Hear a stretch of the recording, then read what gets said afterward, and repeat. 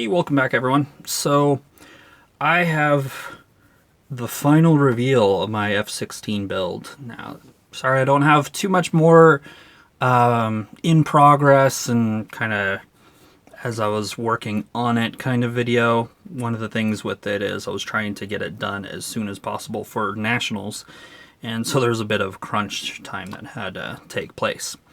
So without further ado, here it is. So I did put this into nationals, didn't win anything, but there's a lot of good stuff into that category, so kind of makes sense. If you have just one little flaw, which this does have some flaws, then it's not gonna be in contention.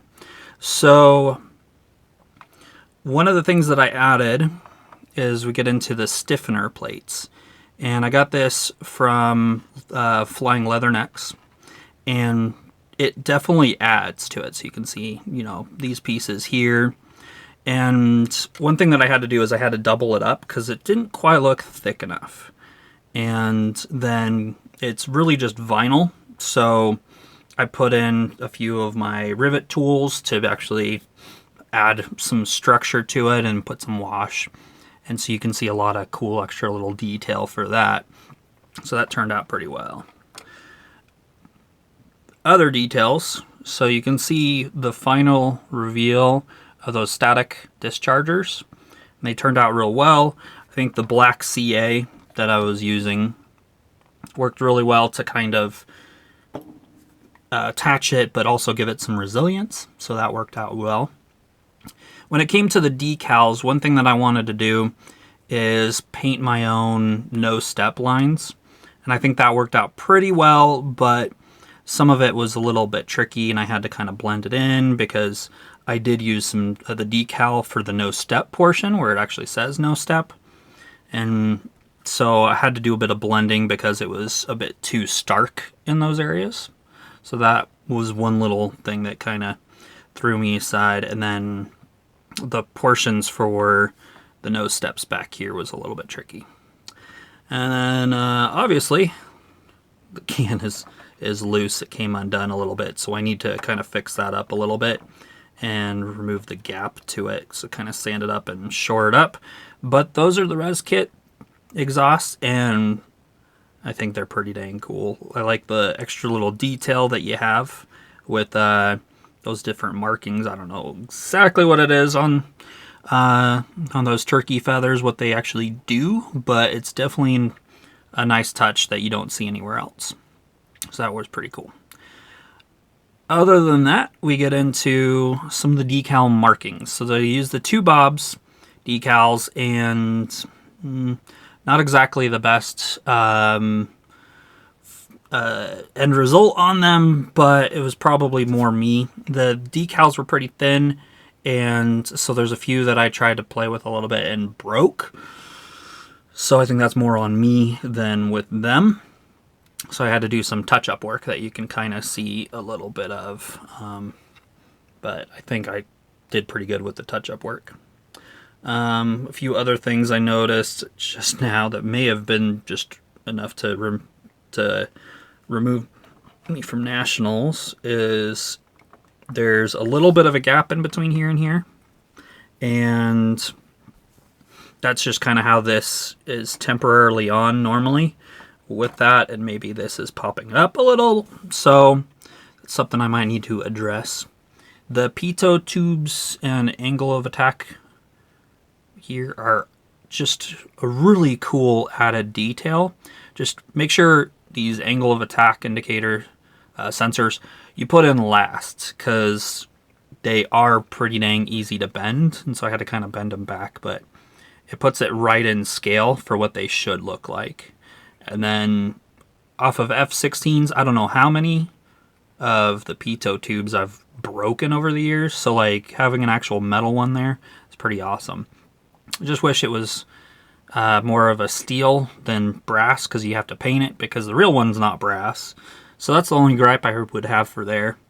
For the cockpit Kinta Studio, just turned out really, really well. Has a lot of cool detail to it. So you have that. Moving on, one little hiccup that I ran into is I was putting in the ordnance, and I realized the markings that I had from the kit are for live ordnance. And this is, you know, in training mode, as you can see with all the other sensors and everything. So that's kind of a no-no. So I had to change and put the blue markings on the ordnance to make sure that it's kind of kosher for flight. So beyond there, the res kit wheels turned out real well. Not too hard to fit. You have to do a little bit of drilling, but a lot of stuff you will have to anyway. And then I noticed in the real picture, they have the war pod here, or sniper pod. So I got that from Eduard and attached that.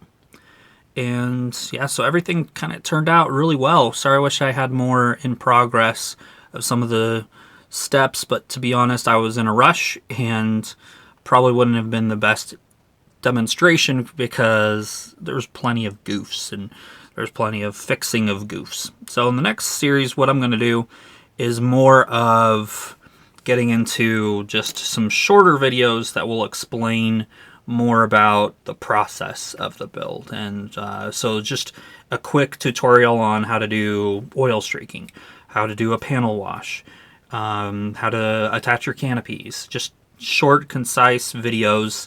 I think that's going to help just improve your game when it comes to your model craft, rather than get into a whole long build video. So let me know what you think of that in the chat. But the second part of this video that I wanted to do is show you about progression. So this is the latest F-16 that I've built. And now I'm going to show you my first and second one.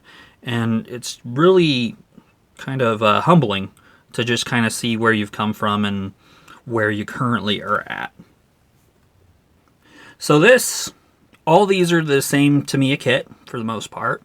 Just different markings and just kind of different blocks, but basically the same Tamiya kit.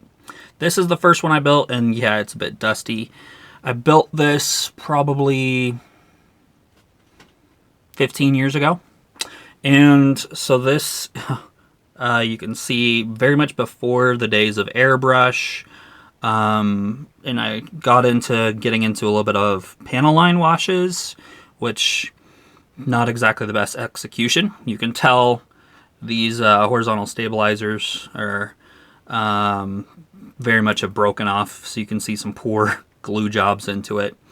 And if anybody tells you it's it's impossible to screw up a Tamiya kit, well, there's some things in here that really wouldn't garnish any awards. So you can see an obvious seam there, a lot of glue globs, so some kind of messy painting attempt at a wash kind of in there, and you can see a little bit of me kind of trying to do the whole weathering, even weathering in the exhaust and a few things with that, but definitely more mediocre. So we fast forward to about probably 8 years ago. And here's my Nellis bird, and I just love the camo paint job on this that I did. So this is when I obviously was starting to get into airbrushing, and I'm thinking back what I had to do for this. There's, I think, life color, enamels, and acrylics all on here, which now thinking of doing something like that would just be like, why? But, you know, I didn't want to mix colors and getting all that, and kind of had to. So this is where I got about 5 years later, and you can see the progression. Much better paint job. We've got some decal silvering going on, and then a better seam, but that seam still exists. Some decal silvering, some seam issues, and some not exactly the best paint job. You can see all the kind of overspray, so not anything award-worthy for sure, but take a look at, you know, the progression that happened from there. I even painted a figure on this one. I mean, come on. So that's where we got into for that. And then fast forward what, 5 years or so. And that's where we are today. So I think that's kind of fun to do. Build a kit for give it another go and try to see the progression that you kind of have.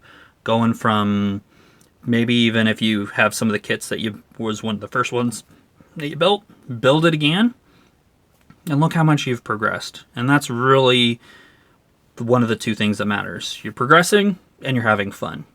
And this was a bit stressful with the timeline, but in the end, I did have a lot of fun. So, we'll see you guys on to the next video. I've got a few more. Like I said, I'm going to be giving you some quick tutorials on how to do certain things and continue on with that and show you just a few of the different builds that I've been just randomly doing. So until next time.